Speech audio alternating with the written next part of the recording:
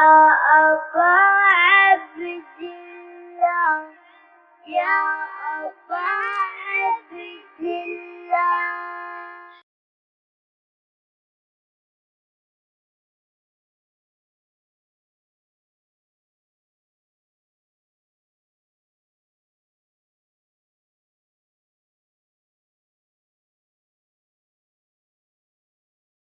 لا حول ولا قوة إلا بالله العلي العظيم. بسم الله الرحمن الرحيم. الحمد لله رب العالمين، والصلاة والسلام على سيد المرسلين أبي القاسم محمد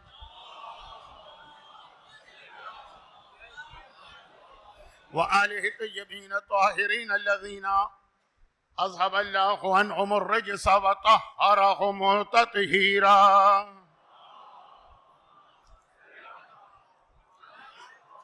سيما على الإمام المنتظر والحجة الثاني عشر عجل اللهم له الفرج، ولعنة الله على أعدائهم وقاتليهم وظالميهم أجمعين من الأزل إلى الأبد. أما بعد، فقد قال الله عز وجل في كتابه المبين: بسم الله الرحمن الرحيم. والعصر إن الإنسان لفي خسر إلا الذين آمنوا وعملوا الصالحات وتواصوا بالحق وتواصوا بالصبر.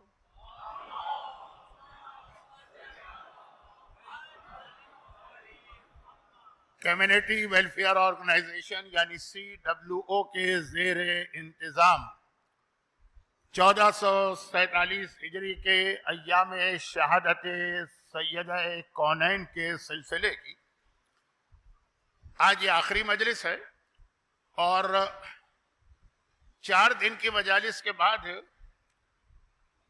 اب موضوع ایک ایسا بن گیا تھا کہ جو آج کی رات مجھے خود بہت عجیب لگ رہا ہے، لیکن کیا کیا جائے، جو 4 دن ایک آدھ مجلس میں، بلکہ شاید ہر مجلس میں میں ذرا سا اپنے ٹریک سے ہٹ گیا تھا، ہر مجلس میں تھوڑی تھوڑی دیر، جس کے نتیجے میں آج کی مجلس بالکل جو آج کی رات کا حق ہونا چاہیے اس اعتبار سے نہیں ہوگی.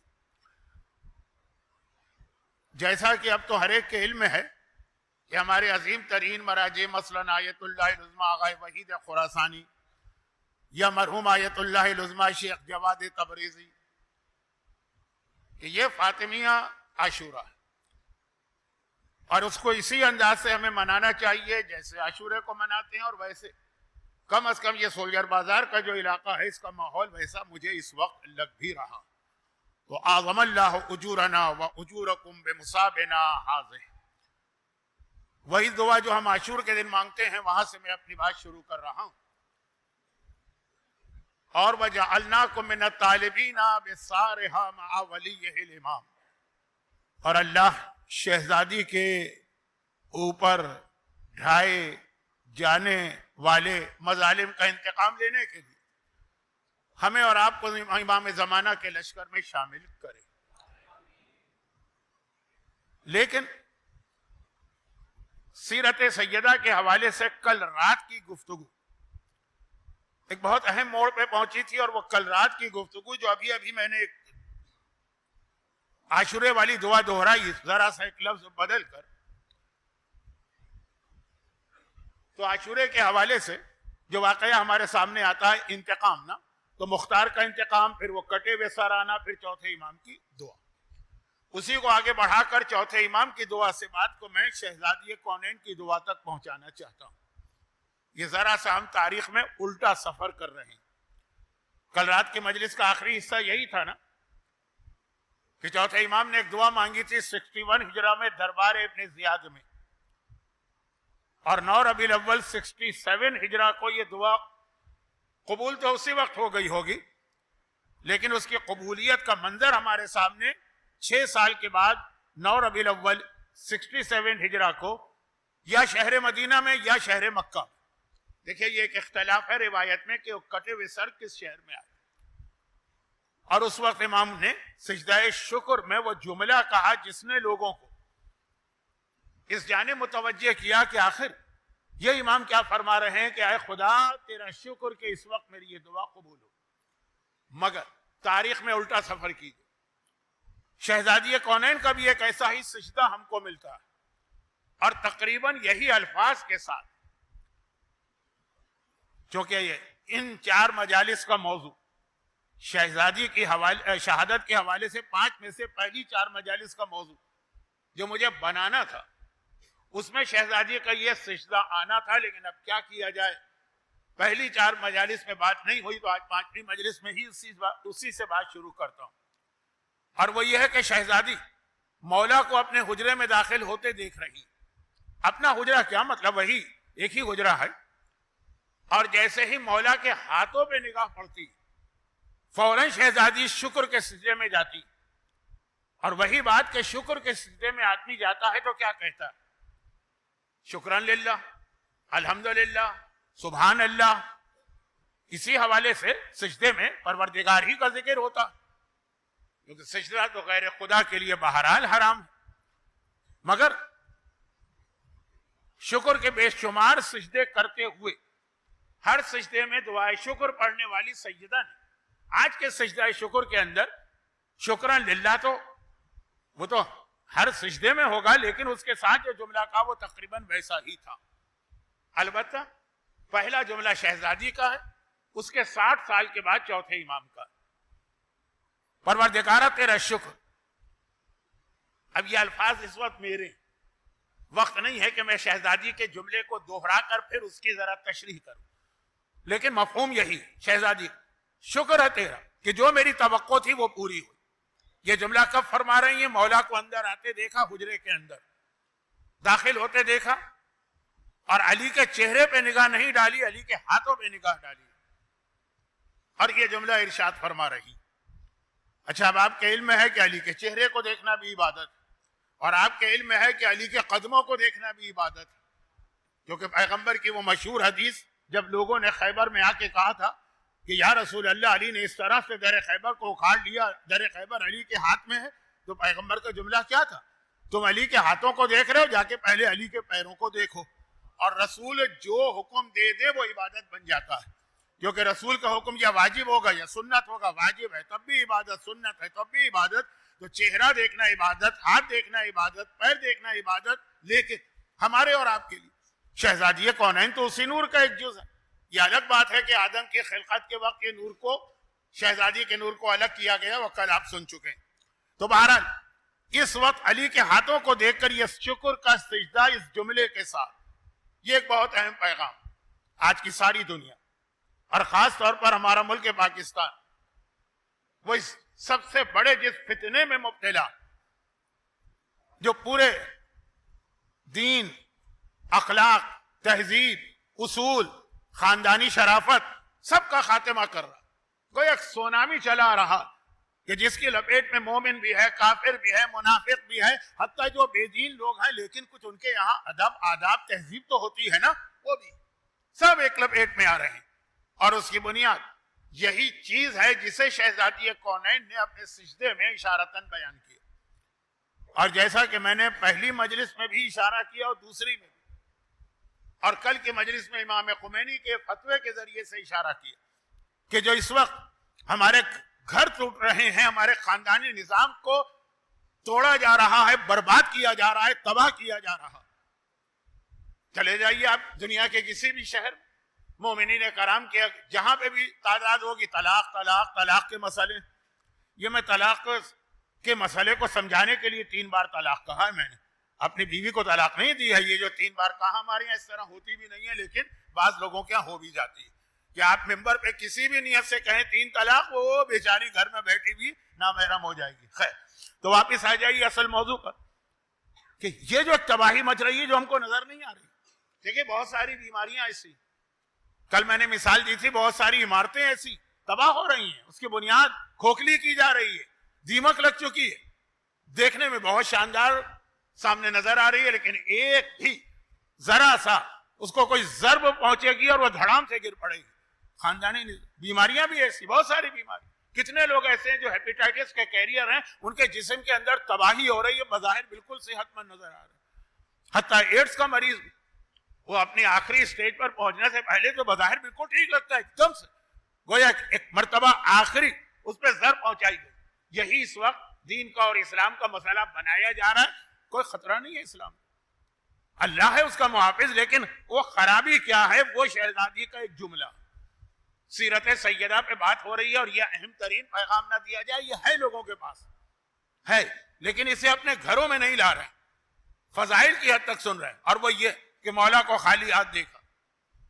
ایک مرتبہ شکر کے سجدے میں گر پڑی کہ جو میرے ذہن میں تھا، یہ الفاظ میرے ہیں، میں پھر بتا دوں، مفہوم شہزادی کا وہی توقع پوری ہو، اور وہ کیا تھا کہ ہر ایک کو معلوم ہے، اور میں نے بھی شاید اس سلسلے کی اس سال کی پہلی مجلس میں جابر ابن عبداللہ انصاری کا واقعہ بیان کیا۔ وہ واقعہ تو کچھ معجزہ تھا، لیکن واقعے کا آغاز کیا تھا؟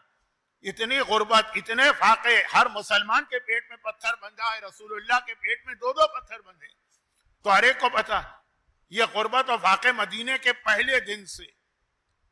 اب مکے کی طرف میں نہیں جاتا، دولت خدیجہ ابھی استعمال ہو رہی ہے، لیکن مدینے میں پہلے دن سے لے کر خیبر کی لڑائی تک، ٹھیک ہے، خیبر کی لڑائی بھی آپ کو معلوم ہے، ہر ایک کو پتا ہے۔ یہ مجلسوں کا اتنا مشہور جملہ ہے کہ آج جو ویسے ہی 10 منٹ دیر سے میں ممبر پہ بیٹھنے کی سعادت حاصل کر پایا تو اور وقت کم ہو گیا، کہ خیبر کے بعد پہلی بار مسلمانوں نے، خود ان کا جملہ ہے کہ پیٹ بھر کے کھجور کھائی، جو مدینے کا اتنا عام سا پھل ہوتا ہے کہ جب سیزن آتا ہے تو سڑک پہ پڑے پڑے سڑ جاتی ہیں کھجوریں، اٹھانے والا نہیں ہوتا۔ خیر، تو خلاصہ یہ، اچھا ایک جملہ یہاں پہ وہ کہہ دوں کہ جس کا میرا آپ سے وعدہ تھا پچھلے سال کی تیسری مجلس میں اور اس سال کی پہلی مجلس سے آج آخری مجلس تک موضوع پہ آ نہیں سکا میں، لیکن اشارہ کہ امام کا ظہور، امام کا لشکر، بہت قابل توجہ بات یہ، اور یہ وہ تاریخ ہے جس کی وجہ سے آج بھی اسرائیل یہ کہتا ہے کہ مدینہ ہم کو چاہیے۔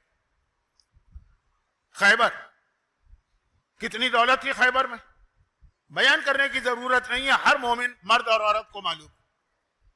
کتنی طاقتور فوج تھی خیبر میں، بیان کرنے کی ضرورت نہیں ہے، مرب و انتر تو محاورہ ہمارے یہاں بن کے رہ گیا۔ لیکن تعجب کی بات یہ ہے ہمارے لیے ایک الارمنگ، آنکھیں کھولنے والا، آئی اوپنر، ہوشیار ہو جانے والا، خطرے کی گھنٹی، خیبر کا پورا قلعہ بنایا کس کے لیے گیا تھا؟ خیبر اس طرح کی بستی نہیں تھی جیسے عام بستیاں ہوتی، 2 آدمی آ کے رہنے لگے، پھر 10 ہو گئے، پھر 100 ہو گئے، پھر 500 ہو گئے، نہیں، یہ باقاعدہ پلاننگ کے تحت الگ سے بنایا گیا، جیسے پاکستان میں اسلام آباد۔ تو کیوں بنایا گیا؟ صرف اس لیے بنایا گیا کہ آخری رسول آنے والا، ہمیں اس کی مدد کرنا ہوگی، اس کا ساتھ دینا ہوگا، اور مدد اور ساتھ خالی زبانی نہیں، عملی طور پہ ہمیں اس کے لیے تیار ہونا۔ اب کیا عملی طور پہ تیار ہونا ہے؟ سوچنا شروع کیا ان لوگوں نے جنہوں نے خیبر بنایا۔ آج اگر اسرائیل کہتا ہے کہ خیبر ہماری مملکت گریٹر اسرائیل میں شامل ہے اور مدینہ ہمارے گریٹر اسرائیل میں شامل ہے، تو کہتے یہی ہے نا کہ ہمارے بزرگوں نے بنایا ہے اس کو۔ وہ مکے کو نہیں کہتے کیونکہ مکہ پرانا شہر، وہ مدینے کو کہتے ہیں اور خیبر کو کہتے ہیں۔ مدینہ بھی اس طرح سے ان یہودیوں نے بنایا تھا پیغمبر کی محبت میں، اور خیبر بھی بنایا تھا پیغمبر کی محبت میں، اور مقصد یہ تھا کہ مدینے میں آبادی ہوگی، خیبر کینٹونمنٹ ایریا ہوگا جہاں پیغمبر کے لیے پہلے سے ساری چیزیں تیار کر کے رکھی جائیں۔ اب کیا چیزیں تیار کر کے رکھنا؟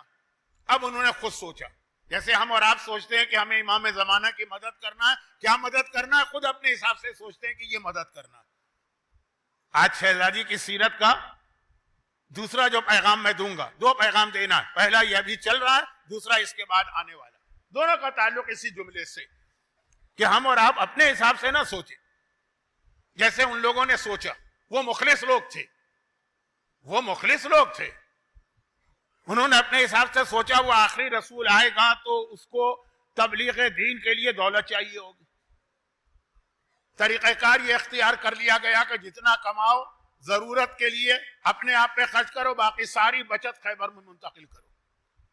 خیبر ایسا پہاڑی علاقہ ہے نا کہ چاروں طرف سے محفوظ ہے دشمنوں سے، وہاں دولت منتقل کرو۔ یہ خیبر کی جتنی دولت آپ سنتے ہیں، یہ پیغمبر کی خاطر ان لوگوں کے بزرگوں نے 1-2 نسلیں نہیں، کتنی نسلوں سے جمع کی تھی کہ یہ رسول کو دینا۔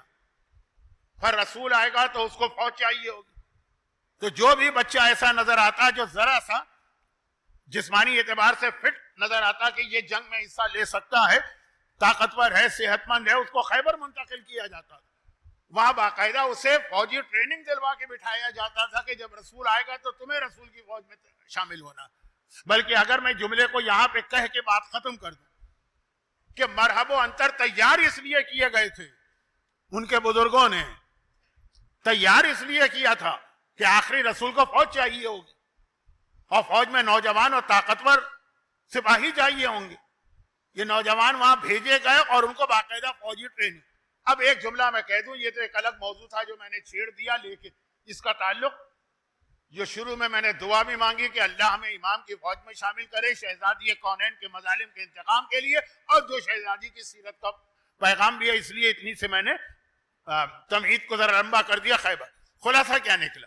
یہ ساری دولت خیبر کی، جو اکثر ہے نا کہ خیبر فتح کیا تو مسلمانوں کو اتنا مال غنیمت ملا، اس جملے کو کریکٹ کر لیں۔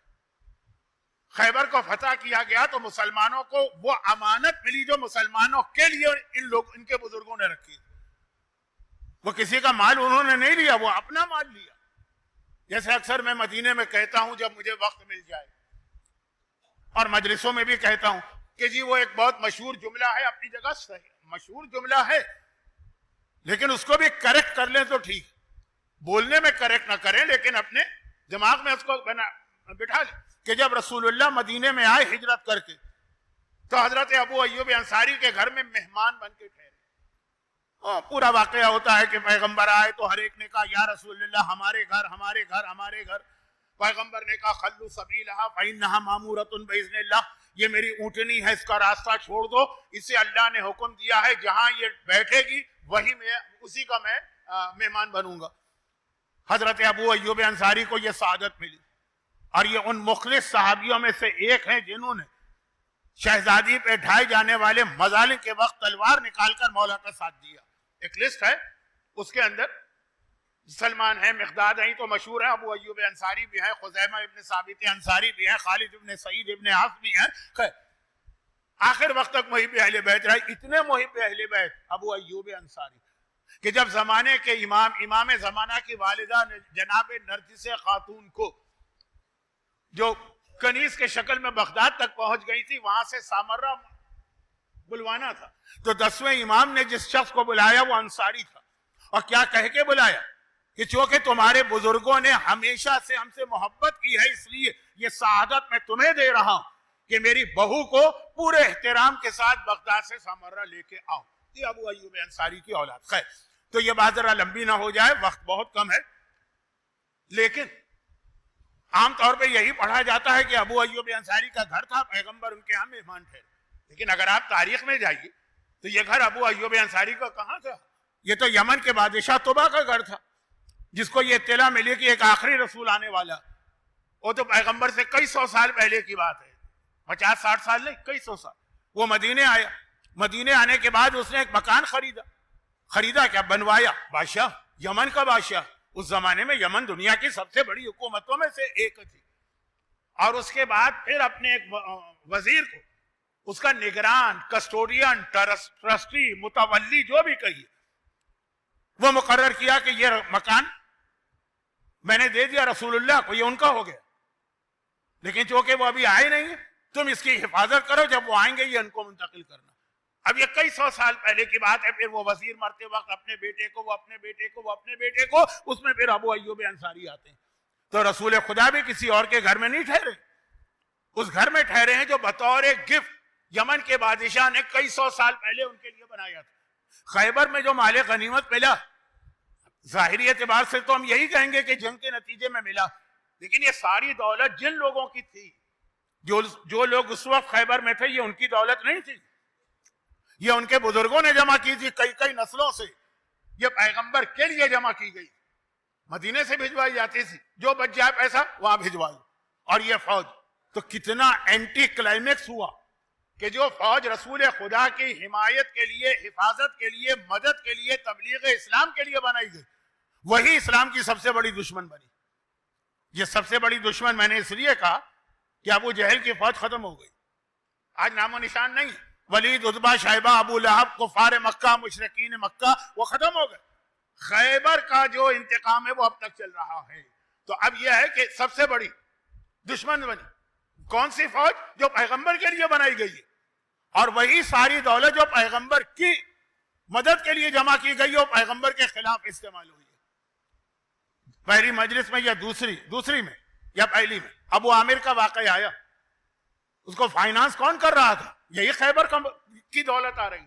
وہ ابو عامر جو رسول خدا کی مخالفت اتنی زیادہ کر رہا ہے, واقعات دہرانے کا میرے پاس ٹائم نہیں. تو ذرا سوچی یہ تاریخ کے واقعات کیوں بیان ہوتے ہیں؟ تلک الایام نداولها بین الناس. قرآن جب تاریخ کے ایام تاریخ بیان کرتا ہے وہ تاریخ بیان نہیں کرتا, وہ چیزیں بیان کرتا ہے جو ہمیں اور آپ کو اپنی زندگی میں پیش آنے والی. یہی وجہ ہے کہ قرآن اس طرح کی بات ہی نہیں کرتا جو ہمارا ہر بچہ, ہر بوڑھا, ہر جوان, ہر مرد, ہر عورت کرنا چاہتا. یعنی قرآن کوئی واقعہ بیان کرے گا, کچھ بتائے گا ہی نہیں, اس واقعے کا کوئی ابتدا انتہا کچھ نہیں, اتنا حصہ بتائے گا جو تمہارے کام کا. حابیل و قابیل کا پورا واقعہ قرآن نے بتا دیا, نہ حابیل کا نام لیا نہ قابیل کا. کب آدم کے دو بیٹوں, بھئی نام سے تمہارا کیا تعلق؟ ان کا پیغام دیکھو کہ ایک کی قربانی قبول ہوئی, ایک کی رد ہوئی. اور حسد کے نتیجے میں کیا ہوا؟ جیسے کل میں نے عرض کیا, پورے قرآن میں کتنی ہی عورتوں کا ذکر آیا, نام کسی کا نہیں لیا. بھئی نام سے کیا تعلق تمہیں؟ دلچسپی ہو سکتی ہے لیکن قرآن دلچسپی کی کتاب نہیں ہے, ہدایت کی کتاب ہے. تمہیں یہ دیکھنا, یہ نہیں دیکھنا کہ فرعون کی بیوی کا نام آسیہ تھا کہ کیا تھا, دیکھنا ہے ان کا پیغام کیا. حضرت خضر موسیٰ کا پورا واقعہ بتا دیا, اتنا لمبا چوڑا واقعہ, خضر کا نام تک نہیں لیا. بھائی ہمارا ایک نہ ایک بندہ ملا, تو ہمارے ہاں تو ہر چیز میں نام. قرآن اس لیے تاریخ بتا ہی نہیں رہا کہ وہ ہمیں ہسٹری کی معلومات دینا چاہتا ہے, وہ ہمیں نتیجہ, پیغام کہ روح کیا ہے اس واقعے کہ ہم یہ واقعہ کیوں نقل کر رہے ہیں. تو اس حوالے سے خیبر کا جب تذکرہ ہوگا تو صرف یہ دیکھنا ہے کہ جو خیبر پیغمبر کی مدد اور حمایت کے لیے تیار کیا گیا, اور زبانی نہیں. ہم اور آپ تو خم سے دیتے ہیں تو جان نکل جاتی, اول تو دینے کو تیار نہیں. اب جب بڑی مشکل سے دیتے ہیں تو کوشش کرتے ہیں جتنا دیا ہے اس سے زیادہ کسی طرح واپس کھینچ لیں. ہر آدمی اپنا ایک پروجیکٹ لے کے بیٹھا ہوا ہے کہ جی یہ ہمیں خم سے چلانا. اپنی جیب سے چلاؤ اگر پروجیکٹ چلانا ہے تو. خیر, تو مطلب یہ ہے کہ ہماری یہ حالت. اب وہاں یہ ہے کہ ان کے یہاں وہ تصور نہیں تھا, لیکن وہ اپنی ساری بچت. خمس کیا ہے؟ حق زہرا. اشارہ اس لیے ہوتا ہے کہ شہزادی کی سیرت میں حق زہرا بھی آئے گا اور حجاب بھی آئے گا, لیکن خمس کیا؟ حق زہرا تو ہے, لیکن ہے کیا؟ آپ سے یہ نہیں کہا جا رہا, جبکہ کہا جا سکتا کہ خرچ کرو اپنے آپ پہ, جو بچ جائے وہ ہم کو دے دو. وہ بھی نہیں دو, اس کا 5واں حصہ ہم کو دو, 4 حصے اپنے لیے رکھو. خیبر کے یہودیوں نے خود اس سے وہ ساری دولت پیغمبر کے لیے رکھے, سارے نوجوان بچے وہاں بھیجے, اور وہی اسلام کے خلاف استعمال, جس رسول کی مدد کے لیے بنائے گا انہی کے خلاف استعمال ہو. ایسا تو نہیں کہ یہی کچھ امام زمانہ کے حوالے سے ہماری اور آپ کی کہانی بن جائے. اللہ نہ کرے کہ ایسا ہو. لیکن واقعات اسی لیے آتے ہیں تاریخ میں. خیبر کتنا مشہور واقعہ, وہ اسی لیے آتے ہیں کہ سنتے جاؤ اور اس سے پیغام لیتے جاؤ, کہ پتہ چلا کہ ہم اور آپ دن اور رات امام زمانہ کے لیے تڑپ رہے ہیں. ویسے بھی تڑپ رہے ہیں کہ حکومت امام چاہیے, اور اس لیے بھی تڑپ رہے ہیں کہ شہزادی کونین اور کربلا کے ظالموں کا حشر دیکھنا ہے. ہمیں تڑپ رہے ہیں, پتہ چلے کہ جس امام کے لیے تڑپ رہے ہیں ہم اسی کے مخالف بن گئے. اور تاریخ میں یہ واقعہ گزرا, اور ایسا گزرا کہ بچے کو پتا ہے کہ خیبر کیا, یہ نہیں پتا کہ کس لیے بنایا گیا. تو اب بات یہ ہو رہی ہے کہ جب خیبر کا مال غنیمت آ گیا, یہ میں نے صرف اس لیے کہہ دیا کہ بعض اوقات دل چاہتا کہ جو تاریخی غلط فہمی ہے ذرا اس کو دور کر دیا جائے. وہ پیغمبر کا اپنا مال تھا, کیونکہ جن لوگوں نے رکھا تھا وہ پیغمبر کی نیت سے رکھا تھا. بہرحال وہ ملا, اور ہر ایک کو پتا ہے کتنا ملا. اب میں اس جملے کی تشریح میں جاؤں گا تو وقت نہیں, بس اتنا ملا کہ سونا اتنا تھا, سونا گولڈ, کہ جن کو ملا جب وہ مرے تو ان کی اولاد میں وہ کلہاڑی سے کاٹ کے تقسیم کیا گیا. اتنا گولڈ, خالی سونا, باقی چاندی, کنیز, غلام, گھوڑے, جانور, وہ درہم دینار وہ چھوڑی. چنانچہ پہلی بار مسلمانوں کے یہاں صحیح معنوں میں خوشی کی اگر لہر دوڑی تو خیبر کی واپسی میں. اور ہر آدمی جب واپس آ رہا ہے لدا پھندا, تو اب گھر میں نہیں آ رہا ہے, اس لیے کہ وہ اپنے بچوں کو اتنے سالوں سے بلکتے دیکھ رہا، جن کے کھانے کی مناسب غذا نہیں ہے ان کے پاس. بچے تو ہر باپ اور ماں کو پیارے ہوتے ہیں، بچوں کی کبھی خواہشات بھی ہوتی ہے، فلاں کھلونا چاہیے، فلاں ٹوائے چاہیے، آئی فون 17 چاہیے، فلاں چیز چاہیے نا، خواہشات تو ہوتی. یہ سنتے تھے بچوں سے. بچے رہتے مدینے میں، وہاں کافروں کے بچے بھی ہیں، وہاں یہودیوں کے بچے بھی ہیں. آج پہلی بار موقع ملا ہے اپنے بچوں کو خوش کرے، تو کوئی براہ راست واپس نہیں آیا. پہلے زمانے کا ایک طریقہ تھا، آج تو اب نہیں رہا، لیکن پہلے بہت تھا یہ طریقہ. کہ چونکہ الیکٹریسٹی نہیں تھی پہلے سے، مطلب کیا ہے 100 سال پہلے الیکٹرک نہیں تھی نا، تو مغرب کے بعد دکانیں بند ہوتی تھی. لیکن اگر معلوم ہوا اطلاع آ گئی کہ چاند ہو گیا عید کا، اور راتوں رات دکانیں کھل جاتی ہیں، بازار سج جاتے ہیں کہ ہر آدمی کو خریداری کرنا. مدینے کے بازار کھل گئے. جب پتا چلا خیبر کے مجاہدین درہم و دینار لے کے آئے، ہر ایک اپنے بچوں کے لیے کوئی کھلونا خریدے، کوئی کپڑے خریدے، کوئی بیوی کے لیے زیور خریدے، کوئی بہترین کھانے خریدے. اور جب یہ گھر میں اس طرح داخل ہوئے تو ہر گھر میں خوشی کی آواز ہوئی. ہر ایک خوش ہے، بچے بھی خوشی کے عالم میں ہیں، بیویاں بھی خوشی کے عالم میں ہیں. اور اب سب ایک ساتھ تو نہیں آئے نا، آرام آرام سے آ رہے ہیں. 10 آدمی پہنچے ان کے گھر میں، یہ خوشی ہوئی. تو اب باقی جتنی عورتیں ہیں جن کے شوہر آ رہے ہیں وہ دروازے پہ آ کے کھڑی ہو گئی کہ ہمارا شوہر آ رہا ہے، دیکھیں کس حالت میں آ رہا ہے. اور سونے چاندی سے لدے پھندے نہیں آ رہے ہیں، وہ تو ہے گفٹ لے کے آ رہے ہیں، ہر ایک کے اپنے خاندان کی پسندیدہ چیز لے کے آ رہے ہیں. سب سے آخر میں مولا پہنچے. میدان جنگ میں سب سے پہلے آپ کو علی نظر آئیں گے، آج آپ کو سب سے آخر میں آتے نظر آ رہے ہیں. جیسے ہی گھر میں داخل ہوئے، ہر عورت کی نگاہ اپنے شوہر کے ہاتھوں پہ پڑتی تھی. اس خیبر کی بات کر رہا ہوں. شہزادی کی نگاہ بھی پڑی، دیکھا علی کے ہاتھ خالی. ہر ایک لدا پھندا آ رہا. مال غنیمت تو علی کو بھی اتنا ہی ملا جو ہر ایک کو ملا.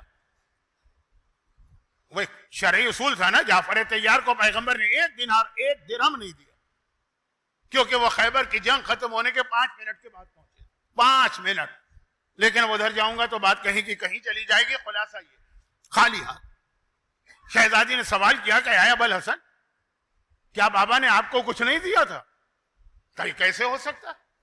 عادل خدا کا عادل نمائندہ، جو سب کو ملا وہ مجھے بھی ملا. تو آپ کے پاس تو کچھ بھی نہیں، نہ مال غنیمت میں سے کچھ ہے، نہ بچوں کے لیے کچھ ہے. کہا جب میں مدینے میں داخل ہو رہا تھا تو قبا بستی میں نے دیکھا. قبا اس زمانے کا سلم ایریا تھا مدینے کا.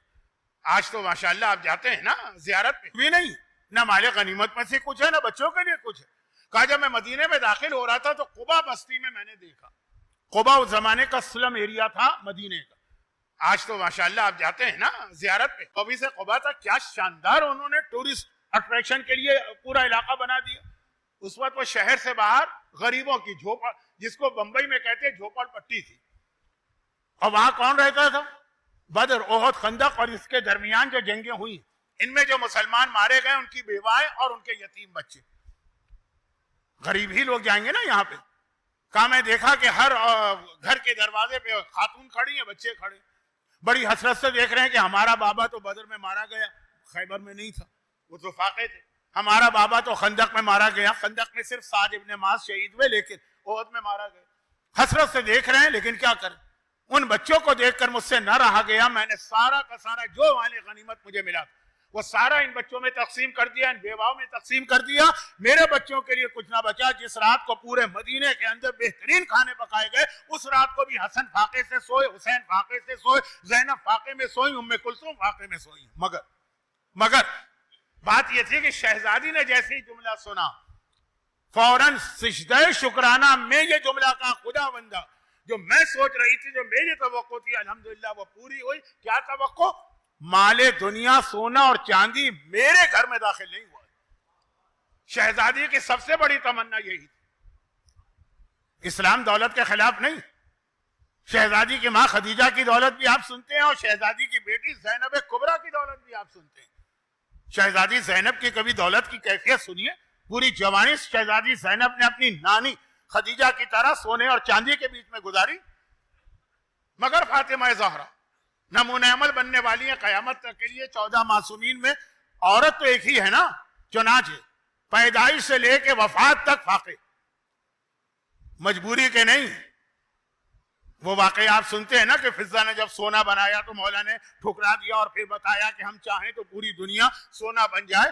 واقعات مشہور ہیں, میں آپ کا وقت نہیں لینا چاہتا, میں تو پیغام شہزادی پیغام دے رہی, یہ دنیا کی اور دولت کی محبت دلوں سے نکالو. مل رہی ہے, حلال طریقے سے مل رہی ہے, جائز طریقے سے مل رہی ہے, اور جائز طریقے سے خرچ بھی ہو رہی ہے. دولت ایک عجیب چیز ہے نا, اس کو لینا بھی حلال طریقے سے, اس کو خرچ بھی حلال طریقے سے کرنا. لوگ اول تو لیتے وقت بھی نہیں سوچتے, اور اگر کوئی احتیاط کرتا بھی ہے تو خرچ کے موقع پہ نہیں. خرچ تو ہوتا ہے کہ جی ہماری دولت ہے, ہماری مرضی, جہاں چاہے خرچ کرے. جو کل ایک جملہ میں نے پرسوں پڑھا تھا, پنجابی کا ایک محاورہ جو مجھے بہت پسند ہے, شوق کا مول نہیں. کیا تمہارے لیے شرعاً جائز ہے آئی فون 17 لینا؟ نہیں بھائی, شوق ہے, شوق کا مول نہیں ہے. اپنے ضروری خرچے روک کر بھی یہ لیں گے. مثلا یہ آئی فون 17 کی بات تو میں اس لیے کر رہا ہوں کہ یہ چیزیں بہت مشہور ہو گئی, ورنہ میں تو وہ آدمی ہوں جو فون رکھتا ہی نہیں, جو سنا ہے آپ لوگوں سے.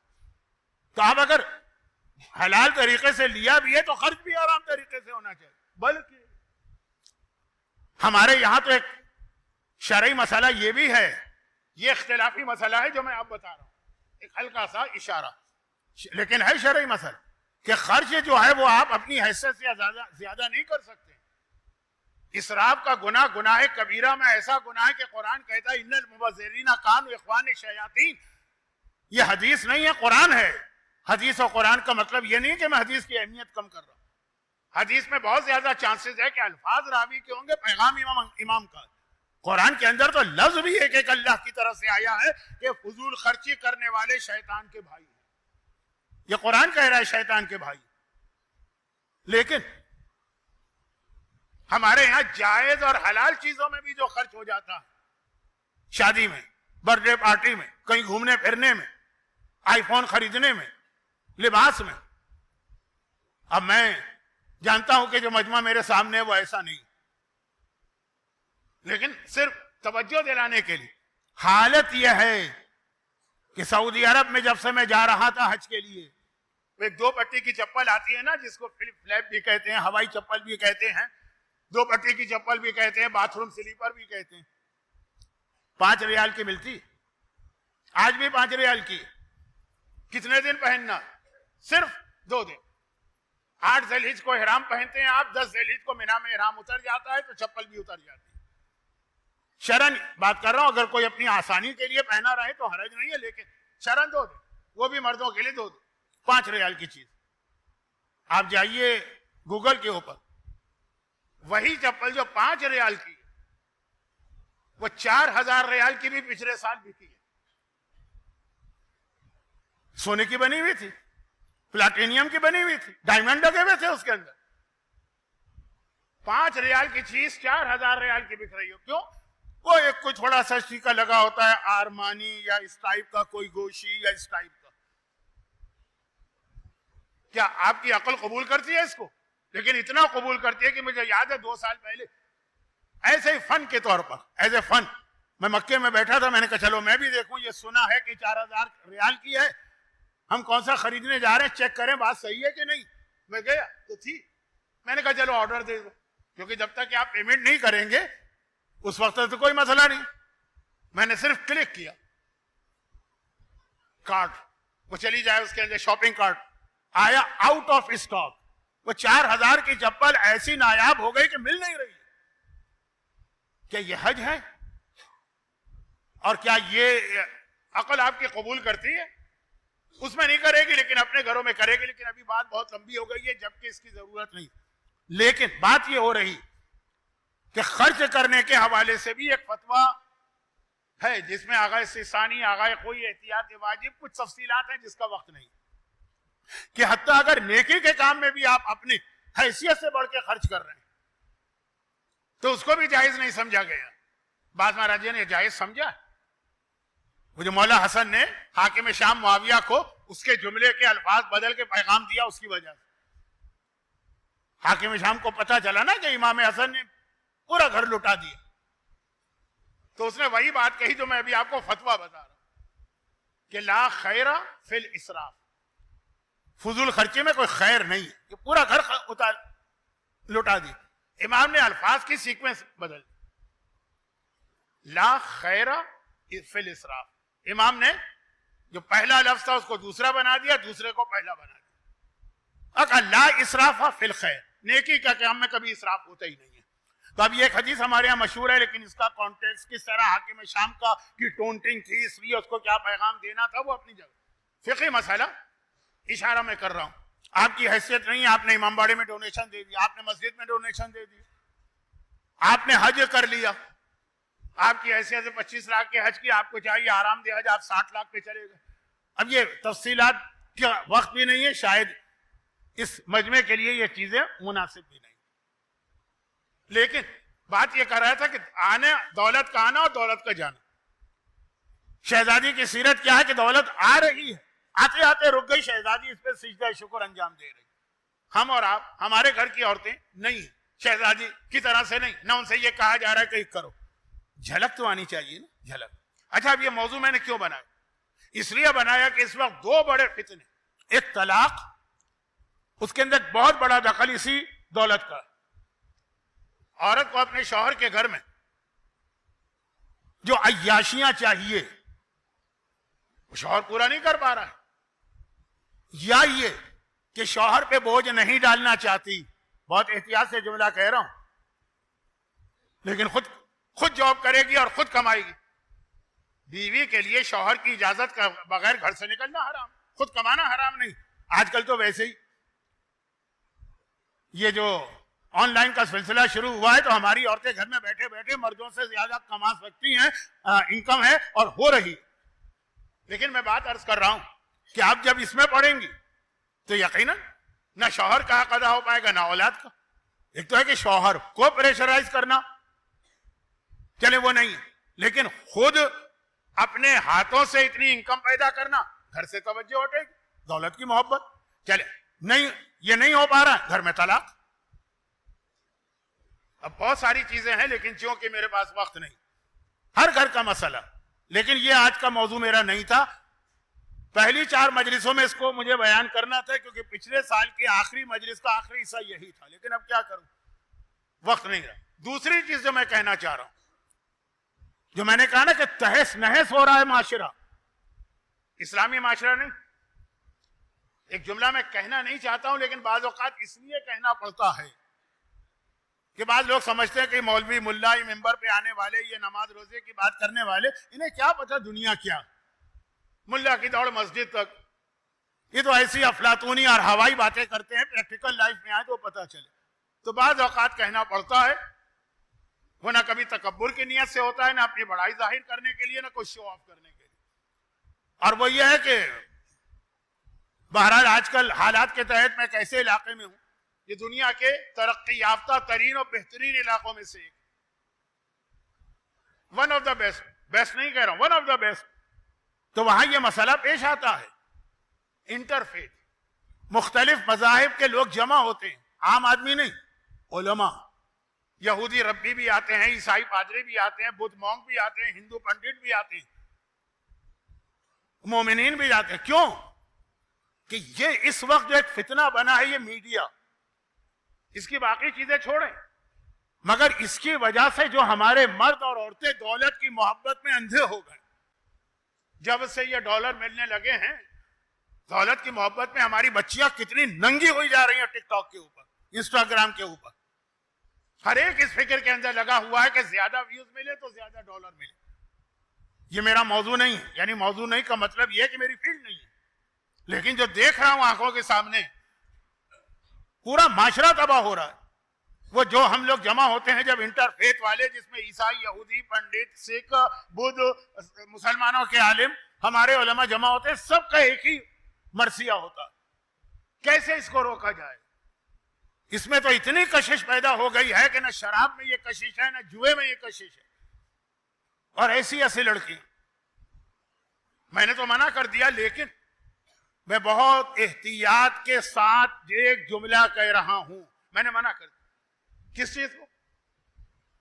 ایک صاحب نے مجھے بتایا کہ مولانا میں ٹک ٹاک پہ دکھاؤں, یہ کھارادر, یہ سولجر بازار کی بچی ہے, آپ کو یقین نہیں آئے گا کہ کن کپڑوں میں, اور ایک انچولی کی بچی تھی.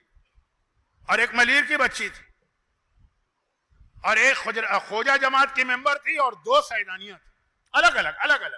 میں نے کہا یہ ریسرچ آپ ہی کرتے رہیے، ہمارے لیے تو اس کو دیکھنا بھی حرام، مگر کم از کم یہ اندازہ ہو رہا ہے کہ یہ آگ ہمارے گھروں میں آ گئی ہے.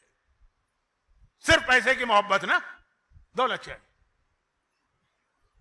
اسلام میں 2 بہت خطرناک چیزیں بتائی گئی اور یہ آپ کے لیے کم خطرناک ہیں، ہم لوگوں کے لیے زیادہ خطرناک. ہم لوگوں سے مطلب یہ ہے کہ جو دین کی خدمت کرنے والے ہیں، چاہے وہ مرجع ہو چاہے مجھ جیسا اسٹوڈنٹ. ایک تو یہی دولت کی محبت، بکنا نہیں. آپ کو خریدنے والے کم ہوں گے، ہم لوگوں کو خریدنے والے بہت ہوتے ہیں. لیکن چلے وہ تو خیر ایک بات ہے. دوسری جو خطرناک چیز ہے جس کا شاید آپ کو اندازہ بھی نہ ہو، وہ ہے ریاکاری، وہ ہے شہرت، وہ ہے شو آف. علماء کو بھی اور ہم جیسے طالب علموں کو بھی بتایا گیا، خبردار شہرت کے چکر میں نہ پڑنا. جیسے دولت کے چکر میں پڑتے ہو، مثلا یہ ٹک ٹاک یا انسٹاگرام ویوز چاہیے کیونکہ ڈالر ملتے ہیں. شہرت کے چکر میں پڑو گے تو کیا ہوگا؟ زیادہ مجمع چاہیے. ایسی کوئی بات نہ کرو کہ مجمع بھاگ جائے، ایسی کوئی بات نہ کرو کہ لوگ ناراض ہو جائیں. ایک جملہ حجاب کا نہ کہنا، کل سے عورتیں آنا بند ہو جائیں گی. ایک جملہ داڑھی کا نہ کہنا، کل سے نوجوان، اب تو آج کل فیشن میں لیکن جب نہیں تھی. ایک جملہ خمس کا نہ کہنا، پیسے والے سیٹ آنا بند ہو جائیں گے. تو سیٹوں کا تو مسئلہ الگ، وہ آنا ہی بند نہیں ہوتے.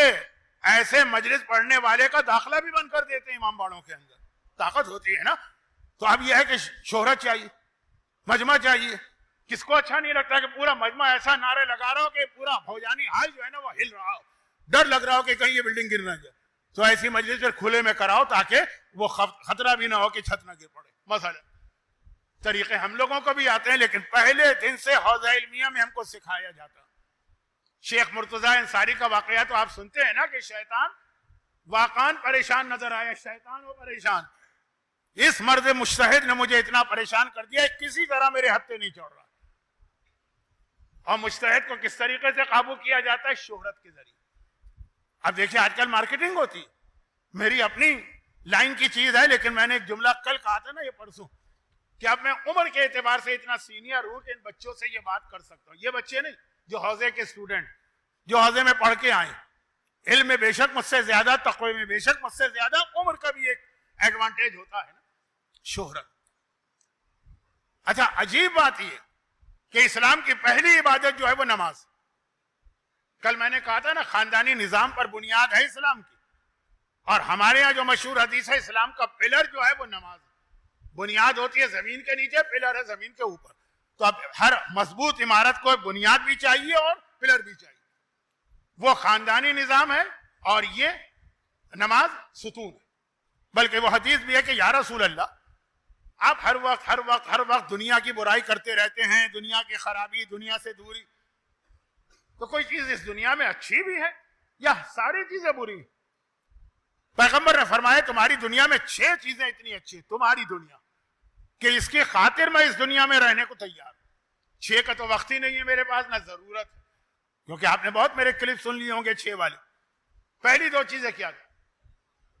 بلکہ پھر پیغمبر نے خلاصہ کیا 6 چیزیں کیا؟ 2 قدم، 2 گھونٹ، 2 قطرے. یا رسول اللہ 2 قدم کیا ہے؟ کہ پہلا قدم جو انسان کا نماز کے وقت مصلی کی جانب بڑھتا، اتنا پیارا یہ قدم ہوتا، اتنا اچھا یہ قدم ہوتا. دنیا کی ساری دولت اس قدم پہ قربان جو آپ اپنے فلیٹ سے خراسان محفل کی جانب یا کسی مسجد کی جانب چلتے ہیں، یا گھر میں بیٹھ کر اپنے کمرے سے مصلی کی جانب. بہترین قدم ہے یہ، کائنات کی قدم نہیں، بہترین دولت ہے. لیکن اس کے ساتھ دوسرا قدم کیا کہا جو اللہ کی خوشنودی کی خاطر اپنے رشتہ داروں سے ملنے جاتا ہے. یہ خاندانی نظام کا برقرار رکھنا ہے. 2 چیزیں ملا دی. کل ایک چیز آئی تھی خاندانی نظام، امام خمینی کا فتویٰ، اور آج پیغمبر کی مشہور حدیث. اور ضمناً بات آ گئی ہے تو عرض کر دوں. اب یہ مجمع الحمدللہ جو سولجر بازار کے علاقے کا، اس کو نماز کا پیغام دینے کی اتنی ضرورت ہوتی نہیں، ورنہ نماز کے حوالے سے میری شروع کی کتنی مجلس ہیں، اتنی زیادہ کہ لوگ نماز چھوڑ دیتے، بھول جاتے تھے. وہ سانپ کی لمبائی جو تھے وہ میجرمنٹ کرتے تھے. مولانا نے جو سانپ بتایا ہے نا جو بے نمازی کو قبر میں کھاتا ہے وہ کتنا لمبا بتایا، اس پہ بحث ہوتی تھی. وہ ساری تقریریں تھی، لیکن اب بات آ گئی ہے تو عرض کر دوں کہ نماز کا سب سے گہرا تعلق اگر کسی سے ہے چہاردہ معصومین میں تو وہ شہزادی کونین سے. اور چہاردہ معصومین کون ہے؟ چہاردہ معصومین ہے جو کائنات میں سب سے افضل. میں آپ کا جذبہ دیکھ رہا ہوں لیکن میں گھڑی کی سوئیاں بھی دیکھ رہا ہوں تو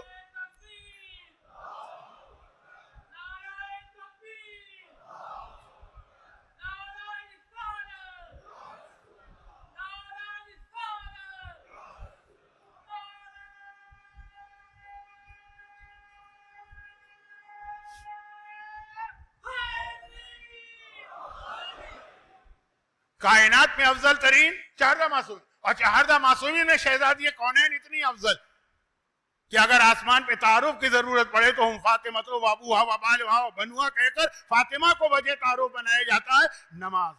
اچھا آپ نے ہمیشہ ایک جملہ سنا ہوگا کہ نماز اور حسین، نماز اور کربلا. میرا انداز مذاق کا اگر ہو گیا تو میں معذرت خواہ ہوں. حسین کو بھی نماز ظاہری طور پہ کہہ رہا ہوں سکھائی تو فاطمہ نے، خیر وہ امام معصوم ہے، کوئی سیکھنے سکھانے کی ضرورت نہیں، لیکن جس گھر میں حسین نے آنکھ کھولی وہاں نماز تھی. لیکن نماز کا فاطمہ سے کتنا گہرا تعلق. فاطمہ کا چاہنے والا اور فاطمہ کی ماننے والی ہر گناہ کرے گی، نماز میں کبھی سستی اور لاپرواہی نہیں ہوگی.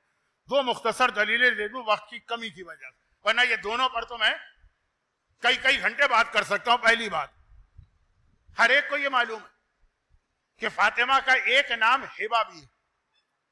ہبہ مانے گفٹ، ہبہ مانے تحفہ. اور یہ گفٹ اور تحفہ اس لیے کہا گیا کہ جب رسول خدا معراج پر گئے تھے، ہر جگہ کا دستور کہ جب کوئی مہمان آتا ہے تو گھر والا اس کو کوئی تحفہ دیتا ہے.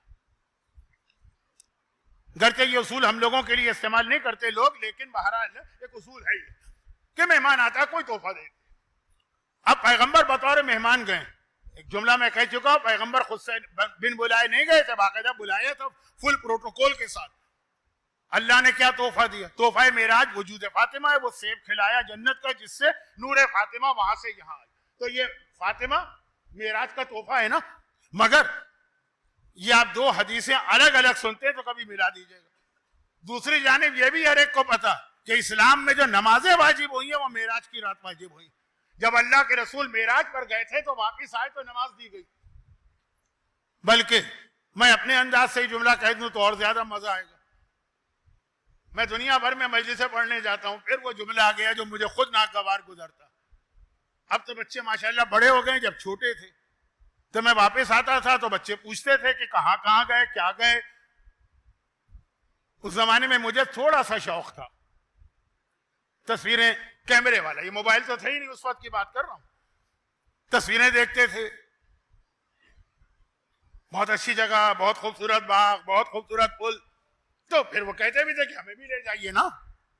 یہ بچوں کا نیچر ہے. پیغمبر جب معراج کر کے آئے تو بتانے لگے امت کو میں نے کیا دیکھا.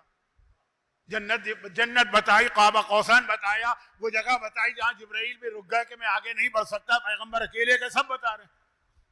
اب امت میں کئی لوگوں نے کہا یا رسول اللہ بھئی ہمیں بھی کوئی موقع دیجئے کہ ہم بھی پہنچ جائیں اللہ کے اتنا قریب. قرآن نے کہا فَكَانَ قَابَ قَوْسَيْنِ أَوْ أَدْنَىٰ دَنَا فَتَدَلَّىٰ فَتَدَلَّىٰ. وہ قریب ہوا، اتنا قریب ہوا کہ دو کمانوں سے بھی کم کا فاصلہ رہ گیا. یا رسول اللہ ہمیں بھی کوئی طریقہ بتائیے ہم اللہ کے اتنے قریب پہنچ جائیں. پیغمبر نے فرمایا بہت آسان، الصلاۃ معراج المومن، نماز مومن کی معراج ہے. جس طرح میں اللہ کے قریب معراج میں گیا، تم نماز پڑھو اللہ کے اتنے ہی قریب پہنچ جاؤ گے. تو اب یہ دیکھیں نماز تحفہ معراج ہے، فاطمہ تحفہ معراج ہے. یعنی دونوں چیزیں معراج کو دی گئی ساتھ ملا کر. اتنا نماز کا اور فاطمہ کا تعلق ہے. علی کی ولادت اور نماز نہیں اس طرح تھی، حسن اور نماز اس طرح نہیں. توہین کا جملہ نہ بنے. میں عظمت سیدہ اور اہمیت نماز بتا رہا ہوں. یہ تو ایک چیز. اب دوسری چیز سنی، اس کا بھی میرا آپ سے وعدہ تھا تو آج مکمل کر دوں. اب یہ مجلس پڑھ رہا ہوں میں بھوجانی حال میں، بالکل سامنے نشتر پارک. مرحوم علامہ رشید طالب جوہری کتنے اشرے یہاں پہ پڑھے. بہت مشہور ان کا ایک جملہ تھا جو بہت سے علماء اپنا جملہ بنا کے پڑھتے ہیں، لیکن میں ان کے جملے کے بعد اپنا ایک جملہ پڑھتا ہوں، اس لیے ان کا جملہ دہراتا ہوں. وہ یہ بتاتے ہیں کہ غدیر خم میں جو اعلان ہوا نا، من کنت مولا فعلی مولا، تو اعلان کیسے ہوا؟ جس کا میں مولا ہوں فا علی مولا. لفظ فا آیا. فا کہتے دو چیزیں ایک ساتھ آئیں ان کو جوڑنے کے لیے. عربی میں اس کے لیے ایک اور لفظ ہے سما. کبھی آپ بھی کہتے ہیں آمین سما آمین. سما کا مطلب ہے دو چیزوں کو ملانا لیکن تھوڑا سا گیپ ہو جائے. جب تھوڑا سا گیپ ہو جائے اور دو چیزیں ہوں, مثلا ایک آدمی آیا پھر دوسرا آیا, چند سیکنڈ کا فرق ہو گیا, سما کہیں گے. اور اگر کوئی گیپ نہ ہو, ڈھونڈ ڈھونڈ کے آپ تھک جائیں, مائکرو سیکنڈ کا فرق بھی نہ ہو, ایک چیز کے ساتھ دوسری چیز اتنی جڑی ہوئی آئی, تو اس کے لیے لفظ آتا ہے فا. فا سورہ یاسین کی آیت ہے اور قرآن میں اور بھی جگہ اشارہ ہے. انما امرہ اذا اراد اللہ شیئا فیقول لہ کن فیکون. اللہ کہتا ہے ہو جا. فا فا فا کی طاقت سمجھیں. فا فا فا کن ہو جا, فیکون وہ چیز ہو جاتی. اب بتائیے جب اللہ کہے ہو جا اور وہ چیز ہو جاتی ہے اس میں کتنا گیپ ہوتا ہے؟ اللہ نے کہا ہو جا, اب وہ چیز کل ہوگی, ٹائم چاہیے نا. نہیں, اتنا تو نہیں. 12 گھنٹے کے بعد ہوگی نہیں. آپ گھر میں گئے, بہت ہانپتے کانپتے بھوکے پیاسے, بیوی سے کہا بہت تھکا ہوا چائے بنا دو, 2 منٹ تو لے گی نا وہ. تو کتنا اللہ جب کہتا ہے ہو جا تو فا, اللہ نے کہا فا, بس وہ چیز ہو جاتی. کتنا گیپ ہوتا ہے؟ اب اللہ کی زبان سے ابھی جملہ پورا بھی نہیں ہوا, چیز ہو گئی نا, کوئی گیپ نہیں. تو پیغمبر نے علی کی ولایت اسی طرح بتائی, من کنتو مولا فہذا علی مولا. میں جس کا مولا ہوں, فا سے سمجھو علی اس کا مولا ہے. مائکرو سیکنڈ کا گیپ بھی نہیں آ سکتا رسول کی ولایت اور علی کی ولایت کے بیچ میں. یہ جملہ آپ نے نشتر پاک میں سنا مرحوم علامہ طالب جوہری سے, اور باقاعدہ داد بھی دی ہوگی. ایسا تو نہیں کہا ہوگا آپ نے, کیونکہ آپ کو پتا ہے کہ میں ذرا جلدی میں ہوں, ورنہ شاید آپ بھی بھرپور داد دیتے, لیکن میرا جملہ ہی نہیں. صرف یہ بتا رہا ہوں فا کتاب. اللہ کہتا ہے ہو جا ہو جا, رسول کہتے ہیں میں مولا علی مولا. کتنا گئے. اب قرآن فاطمہ کے لیے کیا کہتا ہے؟ انا اعطیناک الکوثر فصل لربک. ہم نے تجھے فاطمہ دی ہے پس نماز پڑھ. فا سے کہا تو فاطمہ اور نماز اتنا جڑے ہوئے ہیں کہ فا کا لفظ آ رہا ہے جو اللہ نے اپنی قدرت کے لیے بتایا, جو علی کی ولایت کے لیے رسول نے غدیر میں بتایا ہے. تو فاطمہ والا اور فاطمہ والی ہر چیز میں ذرا سی کوتاہی کر سکتے ہیں, نماز میں کبھی سستی نہیں ہوگی, لاپرواہی نہیں ہوگی. اہم ترین عبادت فاطمہ کے حوالے سے ہمارے پاس آ رہی. مگر یہ بات تو میں نے کہا کہ ضمن نماز آیا میری زبان پہ لفظ, تو میں نے کہا کہ یہ ایک مرتبہ پھر یاد دلا دوں. شاید میں نے پچھلے سال بھی یہ پڑھا, لیکن اصل بات جو چل رہی ہے وہ یہ کہ نماز اہم ترین عبادت, پلر ہے اسلام کا. پلر ٹوٹا تو بلڈنگ ٹوٹی. مگر نماز آپ کی شروع اس بات سے ہوتی ہے کہ نماز پڑھ رہا ہوں قربتاً اللہ, خالصتاً اللہ کے لیے. ذرا بھی ریاکاری آ گئی, ذرا بھی شو آف آ گیا, ذرا بھی دکھاوا آ گیا, وہ نماز نہیں مانی جائے گی. وہ کیوں نہیں مانی جائے گی؟ الحمد پڑھ رہے ہیں, انا انزلنا پڑھ رہے ہیں, سبحان رب العظیم پڑھ رہے ہیں, سبحان رب الاعلیٰ پڑھ رہے ہیں, تشہد میں شہادت کی گواہیاں دے رہے ہیں. کہ ذرا سا بھی اگر شو آف ہوگی, ریاکاری.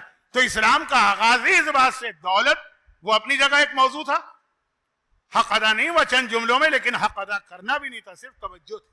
اور ایک یہ کہ ریاکاری اور شو آف, اس میں تو اسلام اتنا سخت ہے. 2 پہلو ہیں. ایک اللہ کی عبادت میں کسی کو شریک نہ کرو, وہ اپنی جگہ ایک اور پہلو ہے. پیغمبر فرماتے ہیں کہ دیکھو, اب وہی شروع میں جو بات آ گئی نا, اس کو ذہن میں رکھیے, بدر احد خندق تک جو قربت.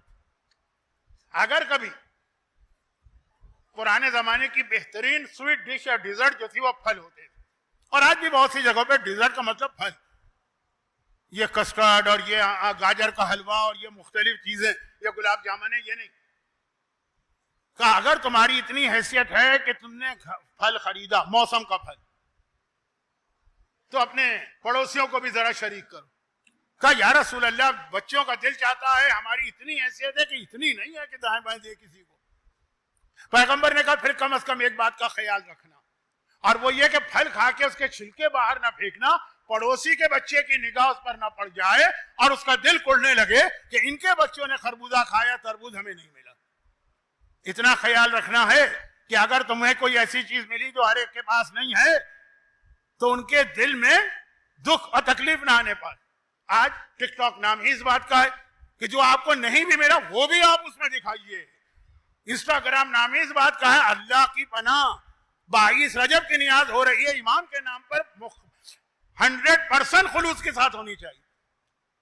تو خواتین اپنا ٹک ٹاک یا انسٹاگرام بنا رہی, اس طرح ہم نے کڑھائی چڑھائی, اس طرح ہم نے وہ آٹا بیلا, اس طرح ہم نے پوری بنائی, اس طرح ہم نے حلوہ بنایا, اتنی ڈشیں ہم نے رکھی اور امام کی نیاز کی. ایک تو خود یہ دکھانا اور پھر اس کے حوالے سے جو یہ سب چیزیں نہیں کر سکتے ہیں. ہمارے بزرگ کیوں حیثیت رکھنے کے باوجود ان چیزوں میں سادگی رکھتے ہیں. عاشورے کی نیاز بھی سادہ ہوگی, 22 رجب میں بھی وہی میٹھی ٹکیا اور کھیر ہوگی. کیا کریں مولانا, اگر یہ رکھیں گے تو کوئی نہیں آئے گا. ہر ایک کا دل چاہتا ہے لوگ آئیں. بھائی لوگ آئیں کہ خود امام آئیں جن کے لیے نیاز کر رہے ہیں. اب یہاں پہ بھائی شہرت. تو یہ جو ٹک ٹاک کا دوسرا بڑا نقصان ہے, ننگی ہوئی جا رہی ہیں وہ بچیاں جو اتنی دیندار نہیں, اور جو دیندار ہیں وہ اپنی نماز کو, وہ اپنی مجلس کو, وہ اپنے زیارت کو, وہ اپنے 22 رجب کی نیاز کو اس طرح سے دکھاتی ہیں. میں سب کے بارے میں تو نہیں کہہ سکتا نا, نیتیں تو اللہ بہتر جانتا, لیکن ایک عام ماحول جو بنا, عبادتوں کا ثواب اور فضیلتیں ختم ہو جاتی ہیں. اور سیرت ہے فاطمہ کی, یاد رکھیے کہ اگر بس آخری باتیں بہت سی نامکمل رہ گئی, لیکن جیسی ہو گئی تو ہو گئی. لیکن اگر فاطمہ کے حوالے سے کوئی وہی جملہ کہتے جو میرے لیے, میرے سے مطلب ہے ہم جیسے لوگوں کے لیے, بھائی مولانا حضرات تو کہیں گے اللہ نے ان کو یہ دیا ہی نہیں ہے, تو وہ تو یہی کہیں گے کہ میں ظاہر کروں.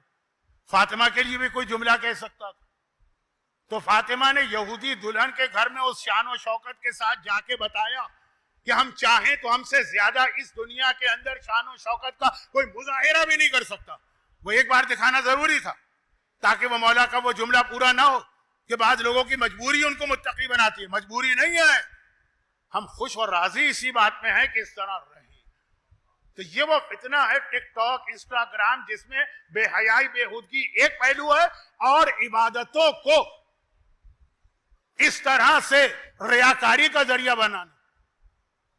یزید کی دلیل یاد آتی, وہ نمازی کی کیا کہہ کے برائی کر رہا کہ قرآن میں نمازی کی برائی آئی ہے, فویل للمصلین الذین هم یراؤون. خرابی ہے ان نمازیوں کے لیے جو ریاکاری کرتے ہیں, ریاکاری کرتے ہیں. جب ایسے نمازیوں کی مذمت ہے تو ایسے عبادت کرنے والے, اور کیونکہ عزاداری میں نے دیکھا نوحہ پڑھنے والیاں, مرثیہ پڑھنے والیاں, مجلسیں پڑھنے والیاں کیا لپسٹک لگا کے آتی ہیں اس کے اندر, اور کوئی اعتراض کرے گا ہمارے قدرتی ہونٹی ایسے.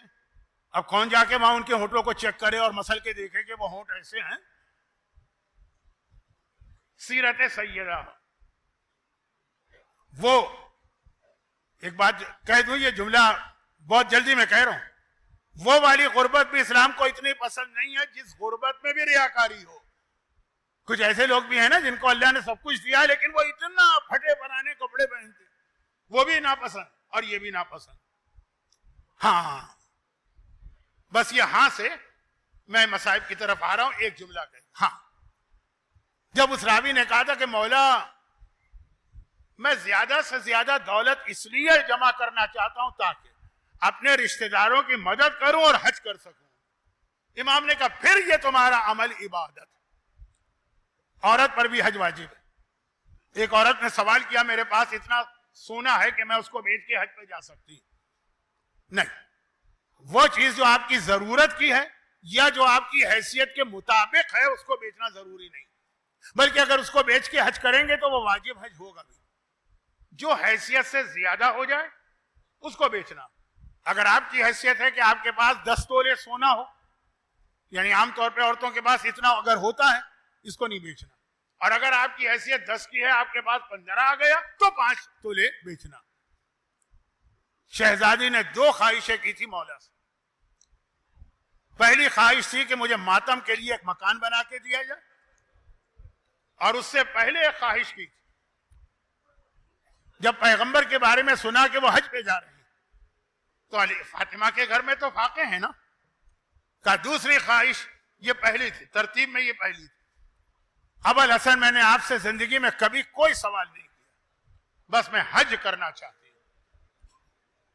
فاطمہ کی ظاہری اعتبار سے حج کی حیثیت بھی نہیں, چنانچہ شہزادی کی وجہ سے حج میں ایک مسئلہ بھی آیا کہ اگر کوئی آدمی حج کرے مگر جانور کے خریدنے کی رقم نہ ہو تو وہ 18 روزے رکھے گا. وہ شہزادی کے حوالے سے حج کیا لیکن ظاہری اعتبار سے اتنے پیسے نہیں ہیں کہ جانور خریدا جائے جو حج کی قربانی. حج اتنی بڑی عبادت خاص فاطمہ نے پیغمبر مولا سے خواہش ظاہر. اور بعض علماء یہ کہتے ہیں کہ مولا سے رابطہ نہیں تھا, وہ یمن میں تھے تو بابا سے. اور ایک ماتم, اے ابو الحسن یہ ظالم مجھے شہر مدینہ میں رونے بھی نہیں دے رہے.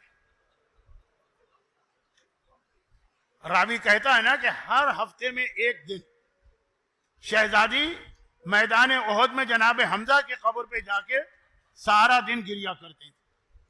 عمر ابن لبید کی روایت مفاتیح الجنہ میں مدینہ کی زیارتوں میں پڑھ لی. لیکن باقی 6 دن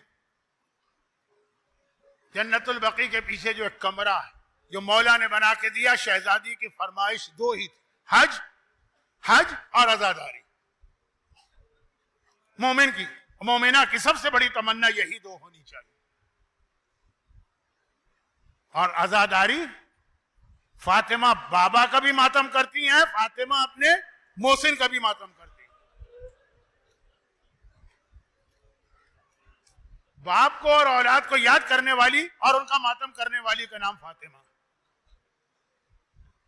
بلکہ اگر یہ کہہ دیں, یہ بالکل ایک ماں کی نیچر, اولاد کا دکھ اور غم فاطمہ کو بہت زیادہ, اتنا کہ بس اندازہ کریں آج کی مجلس کا آخری میرا جملہ جو ہر جگہ دنیا میں جہاں میں شہزادی کے مسائل پڑھوں جو میرا آخری جملہ ہوتا, یہاں سے ربط خود ملا لیجئے گا, کیونکہ اس جملے سے لے کر کہ فاطمہ اتنا اولاد کا دکھ ہے, اس جملے سے لے کر آخری جملے تک ابھی 10 منٹ بیچ میں آ جائیں گے تو آپ بھول نہ جائیے. ماتم ماتم اور ماتم. لیکن زخم تو اپنی جگہ ہے. کل کی مجلس میں میں نے پڑھا تھا کہ 75 دن کے بعد بھی پہلو زخمی تھا, پسلیاں ٹوٹی بھی تھی. بلکہ اپنی جگہ نہیں ہے, زخم بڑھتا چلا جا رہا. چنانچہ فاطمہ کی کمزوری میں بھی اضافہ ہو رہا. روایتوں میں یہاں تک ہے کہ آخری تاریخیں جو آئی تھیں اس میں فاطمہ نماز کے لیے بھی مصلی پر جانے کی طاقت نہیں رکھتی تھی, لیکن جاتی تھی. نماز تو لازم ہے نا, کس طرح جاتی تھی کہ بستر سے اٹھتی ہیں اور مصلی پہ جا رہی. اچھا کتنا بڑا فاطمہ کا حجرہ ہے, کتنا چلنا پڑتا ہے.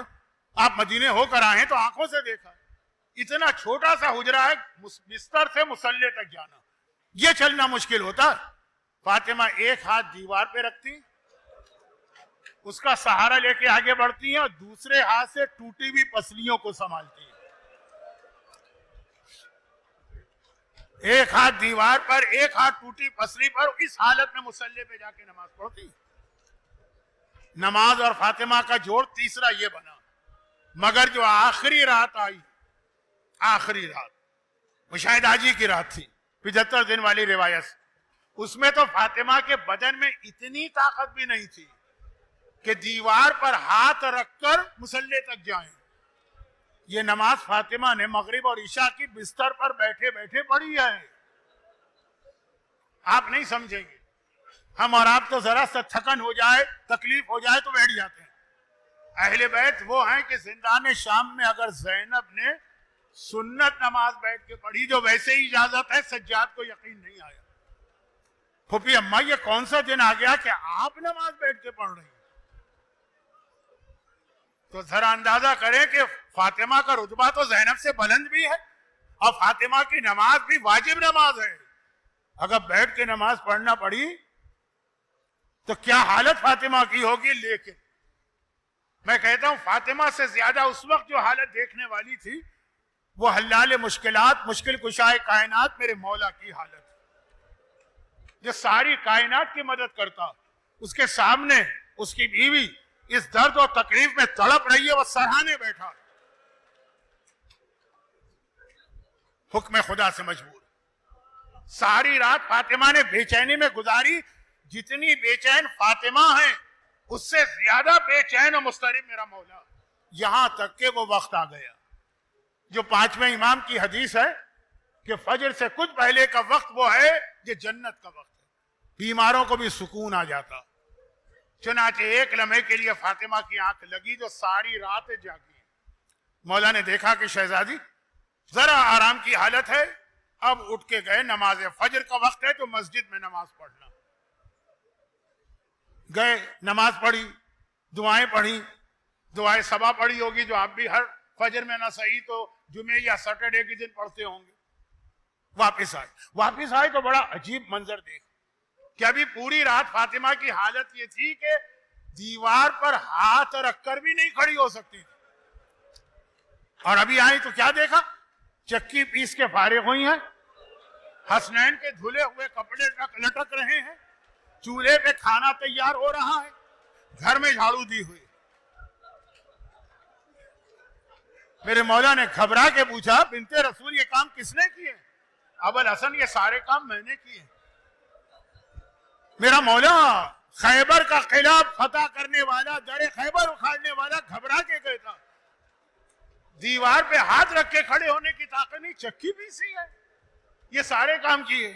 کہا ابوالحسن ابھی جو میری آنکھ لگی تھی میں نے خواب دیکھا تھا، یہ فاطمہ کا خواب ہے، ہمارا آپ کا نہیں ہے۔ میں نے خواب میں دیکھا تھا میرا بابا آیا، اور اکیلا نہیں آیا ہے، آج میری ماں خدیجہ طاہرہ بھی باپ کے ساتھ آئی۔ بیٹی باپ کو دیکھے گی تو فریاد تو کرے گی نا، اور فریاد بھی پھر اپنا ہی نہ ہو۔ میں نے بابا کو دیکھا، فریاد کی بابا صبت علیہ مصائب لعنہ، صبت علیہ میں سرنے علیہ، بابا آپ کے بعد تو اتنی مصیبتیں پڑی کہ دن پہ پڑے تو وہ رات بن جائیں۔ ابوالحسن میرے بابا نے کہا بیٹی گھبرا نہیں، آج تیری مصیبتیں ظاہری طور پہ ختم ہو رہی ہیں، میں اور تیری ماں تجھے لینے آئے ہیں، چلنے کی تیاری کر۔ آئے ابوالحسن میرا بابا مجھے لینے آیا، میرے دل میں خیال آ گیا ایسا نہ ہو، ذرا سی بات پہ طلاق کا مطالبہ کرنے والی ہماری بچیاں جملہ سنیں۔ میں نے سوچا ایسا نہ ہو کہ میرے بعد لوگ میرا ماتم کرنے لگے، کوئی میرے حسنین کے لیے کھانا پکانے والا نہ ہو، میں نے اپنے ہاتھ سے کھانا پکایا، کوئی میرے حسنین کے کپڑے دھونے والا نہ ہو، میں نے اپنے ہاتھ سے حسنین کے کپڑے دھو۔ دیکھیے آپ یہ جملہ سننے تو سمجھ گئے، تو مولا سمجھ گئے۔ ایک مرتبہ شہزادی سے کچھ نہ کہا، اسما جو گھر میں تھی ان سے کہا اسما حسنین کہاں ہے؟ اس وقت تو انہیں ماں کے پاس ہونا چاہیے۔ اسما نے کہا مولا آپ تو روزانہ نماز کے بعد مسجد سے باغات میں چلے جاتے تھے کام کرنے، حسنین کا تو طریقہ یہی کہ روزانہ نماز کے بعد نانا کی قبر پہ جا کے بیٹھتے ہیں، نانا سے باتیں کرتے پھر آتے ہیں، وہ تو رسول اللہ کی قبر پہ ہوں گے۔ آج بھی آپ جا کے دیکھیے گا غور سے اگر موقع ملے، شہزادی کے حجرے کے 3 دروازے ہیں، آج بھی ہیں۔ مولا جلدی سے دروازہ کھول کے نکلے اور حسنین کے تلاش میں قبر رسول پہ چلے، اور ادھر فاطمہ نے کہا اسما اب میں اپنے حجرے کا دروازہ بند کر رہی ہوں، خبردار یہ دروازہ کھولنا بھی نہیں اور مجھ سے کوئی بات بھی نہ کرنا۔